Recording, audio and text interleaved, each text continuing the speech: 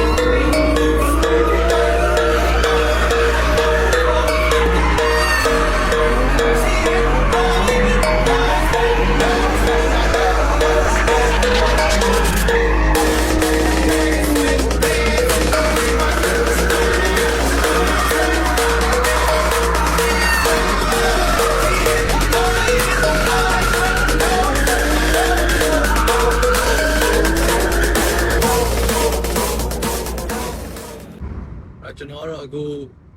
ပြန်လာပြီပေါ့နော်ဆိုတော့ဘေးမှာလည်းကျွန်တော်လေကွင်းနေရောဘာတွေရောပေါ့နော်drip ကိုတော့မယ်ဆိုရင်ကျွန်တော်အကြံပေးချင်တာကကြတော့